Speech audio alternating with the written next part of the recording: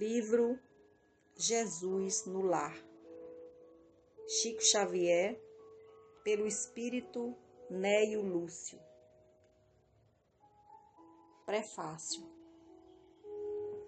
Jesus no lar. Para a generalidade dos estudiosos, o Cristo permanece tão somente situado na história, modificando o curso dos acontecimentos políticos do mundo. Para a maioria dos teólogos, é simples objeto de estudo nas letras sagradas, imprimindo novo rumo às interpretações da fé. Para os filósofos, é o centro de polêmicas infundáveis. E para a multidão dos crentes inertes, é o benfeitor providencial nas crises inquietantes da vida comum. Todavia, quando o homem percebe a grandeza da Boa Nova, compreende que o Mestre não é apenas o reformador da civilização, o legislador da crença, o condutor do raciocínio ou doador de facilidades terrestres, mas também, acima de tudo, o renovador da vida de cada um. Atingindo esse ápice do entendimento, a criatura ama o templo que lhe orienta o modo de ser. Contudo, não se restringe às reuniões convencionais para as manifestações adorativas, e sim traz o amigo celeste ao santuário familiar, onde Jesus, então, passa a controlar as paixões, a corrigir as maneiras e a inspirar as palavras, habilitando o aprendiz a traduzir-lhes os ensinamentos eternos por meio de ações vivas, com as quais espera o Senhor estender o divino reinado da paz e do amor sobre a terra. Quando o Evangelho penetra o lar, o coração abre mais facilmente a porta ao Mestre Jesus. Neio Lúcio conhece esta verdade profunda e consagra aos discípulos novos algumas das lições do Senhor no círculo mais íntimo dos apóstolos e seguidores da primeira hora. Hoje, que quase 20 séculos são já decorridos sobre as primícias da Boa Nova, o domicílio de Simeão se transformou no mundo inteiro. Jesus continua falando aos companheiros de todas as latitudes. Que a sua voz insensível e doce possa gravar no livro de nossa alma a lição renovadora de que carecemos à frente do porvir, convertendo-nos em semeadores ativos de seu infinito amor. É a felicidade maior a que poderemos aspirar. Emmanuel, Pedro Leopoldo, Minas Gerais, 3 de outubro de 1949.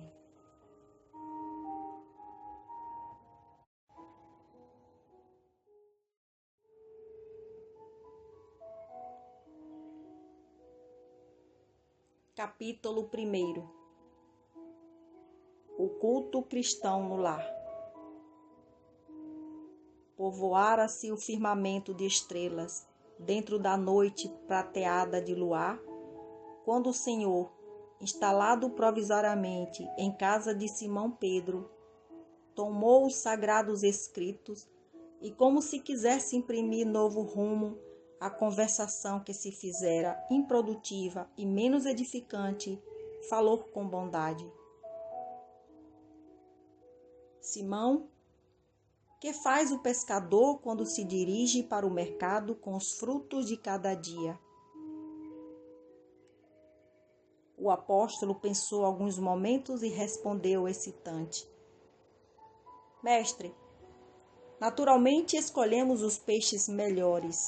Ninguém compra os resíduos da pesca.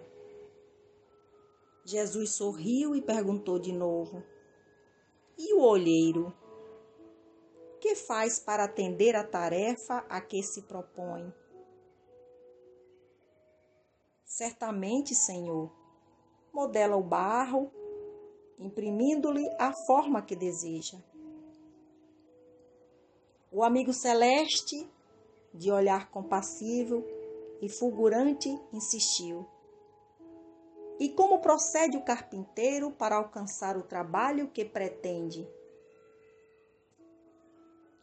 O interlocutor, muito simples, informou sem vacilar: Lavrará a madeira, usará o enxó e o serrote, o martelo e o formão. De outro modo, não aperfeiçoará a peça bruta. Calou-se Jesus por alguns instantes e aduziu: Assim também é o lar diante do mundo. O berço doméstico é a primeira escola e o primeiro templo da alma. A casa do homem é a legítima exportadora de caracteres para a vida comum. Se o negociante seleciona a mercadoria, se o marceneiro não consegue fazer um barco sem afeiçoar a madeira aos seus propósitos, como esperar uma comunidade segura e tranquila sem que o lar se aperfeiçoe? A paz do mundo começa sobre as telhas a que nos acolhemos. Se não aprendemos a viver em paz, entre quatro paredes, como aguardar a harmonia das nações?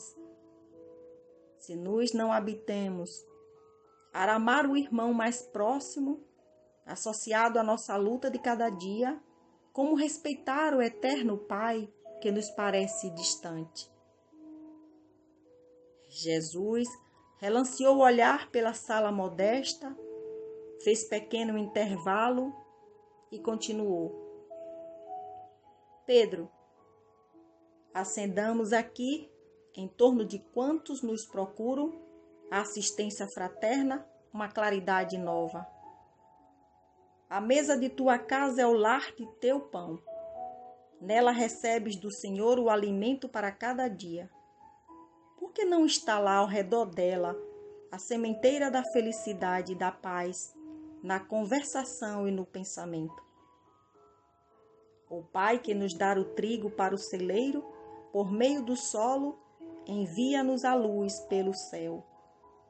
Se a claridade é a expansão dos raios que a constituem, a fartura começa no grão. Em razão disso, o Evangelho não foi iniciado sobre as multidão, mas sim no singelo domicílio dos pastores e dos animais. Simão Pedro fitou no Mestre os olhos humildes e lúcidos, e como não encontraste palavras adequadas para explicar-se, murmurou-se tímido: Mestre, seja feito como desejas. Então Jesus, convidando os familiares do apóstolo, a palestra edificante e a meditação elevada, desenrolou-se os escritos da sabedoria e abriu na terra o primeiro culto cristão no lar.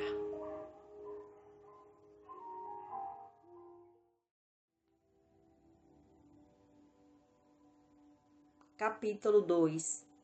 A Escola das Almas.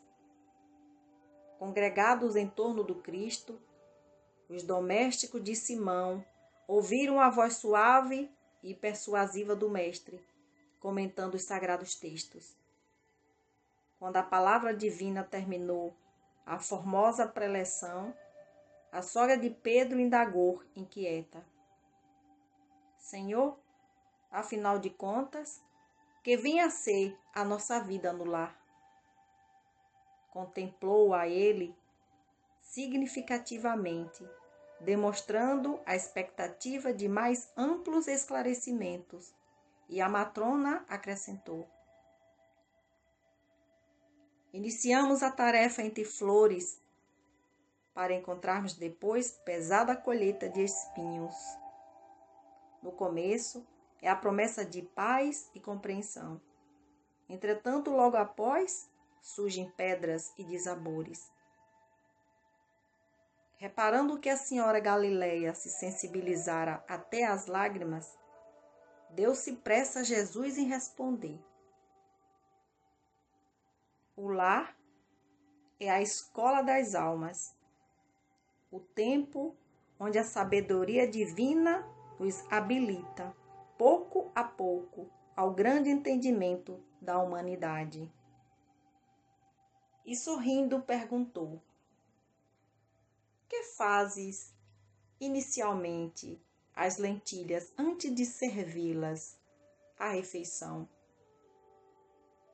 A interpelada respondeu, titubeante: naturalmente, Senhor, cabe-me levá-las ao fogo para que se façam suficientemente cozidas. Depois, devo temperá-las, tornando-as agradáveis ao sabor. Pretenderias também, porventura, servir pão cru à mesa? De modo algum, tornou a velha, humilde. Antes de entregá-lo ao consumo caseiro, compete-me guardá-lo ao calor do forno. O divino amigo então considerou: há também um banquete festivo na vida celestial, em que nossos sentimentos devem servir à glória do Pai. O lar, na maioria das vezes, é o cadinho santo ou o forno preparador. O que nos parece aflição ou sofrimento, dentro dele é recurso espiritual. O coração acordado para a vontade do Senhor retira as mais luminosas bênçãos de suas lutas renovadoras, porque somente aí, de encontro uns com os outros, examinando aspirações e tendências que não são nossas, observando defeitos alheios e suportando-os, aprendemos a desfazer as próprias imperfeições. Nunca notou a rapidez da existência de um homem? A vida carnal é idêntica à flor da erva. Pela manhã emite perfume, à noite desaparece. O lar é um curso ligeiro para a fraternidade que desfrutaremos na vida eterna. Sofrimentos e conflitos naturais em seus círculos são lições. A sogra de Simão escutou atenciosamente e ponderou: Senhor, há criaturas, porém, que lutam e sofrem, no entanto, jamais aprendem. O Cristo pousou na interlocutora os olhos muito lúcidos e tornou a indagar: que faze das lentilhas endurecidas que não cedem à ação do fogo? Ah, sem dúvida, atiro-as ao monturo, porque feririam a boca do comensal descuidado e confiante. Ocorre o mesmo, terminou o mestre. Com a alma rebelde às sugestões edificantes do lar. A luta comum mantém a fervura benéfica. Todavia, quando chega a morte, a grande selecionadora do alimento espiritual para os celeiros de nosso Pai, os corações que não cederam ao calor santificante, mantendo-se na mesma dureza, dentro da qual foram conduzidos ao forno bendito da carne, serão lançados fora, a fim de permanecerem por tempo indeterminado na condição de adubo entre os detritos da natureza.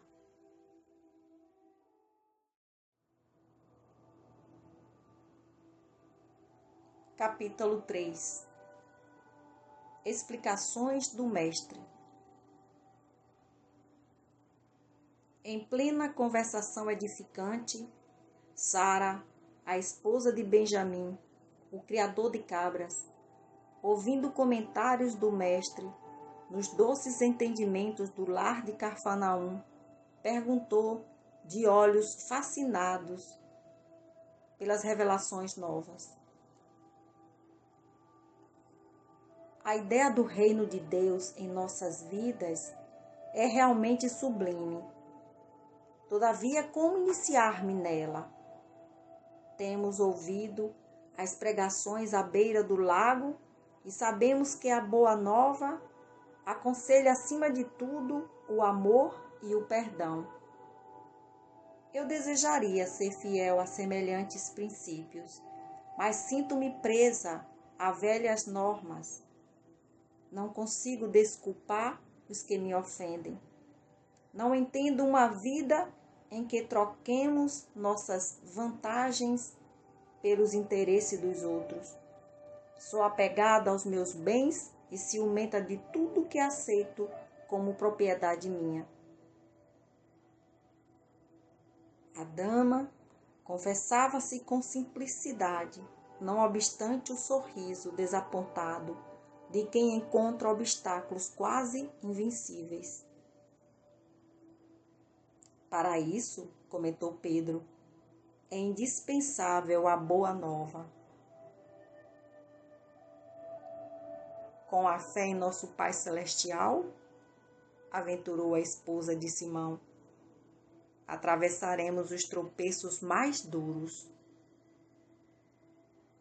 Em todos os presentes, transparecia ansiosa expectativa quanto ao pronunciamento do Senhor, que falou em seguida, a longo silêncio.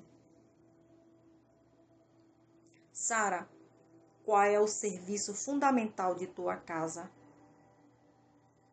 É a criação de cabras, redarguiu a interpelada, curiosa. Como procedes para conservar o leite inalterado e puro no benefício doméstico? Senhor, antes de qualquer providência, é imprescindível lavar cautelosamente o vaso em que ele será depositado. Se qualquer detrito ficar na ânfora, em breve todo o leite se toca de franco azedume e já não servirá para os serviços mais delicados. Jesus sorriu e explanou. Assim é a revelação celeste no coração humano. Se não purificarmos o vaso da alma, o conhecimento, não obstante superior, confunde-se com as sujidades de nosso íntimo, como que degenerando, reduzindo a proporção dos bens que poderíamos recolher. Em verdade, Moisés e os profetas foram valorosos portadores de mensagens divinas, mas os descendentes do povo escolhido não purificaram suficientemente o receptáculo vivo do Espírito para recebê-las. É por isso que os nossos contemporâneos são sujos e injustos, crentes e incrédulos, bons e maus ao mesmo tempo. O leite puro dos esclarecimentos levados penetra o coração como alimento novo, mas aí se mistura com a ferrugem do egoísmo velho. Do serviço renovador da alma, restará então o vinagre da incompreensão, adiando o trabalho efetivo do reino de Deus. A pequena assembleia, na sala de Pedro, recebia a lição sublime e singela, comovidamente, sem qualquer interferência verbal. O mestre, porém, levantando-se com discrição e humildade, afagou os cabelos da senhora que eu interpelara, e concluiu generoso. O orvalho no lírio alvo é diamante celeste, mas na poeira da estrada é gota lamacenta. Não te esqueças dessa verdade simples e clara da natureza.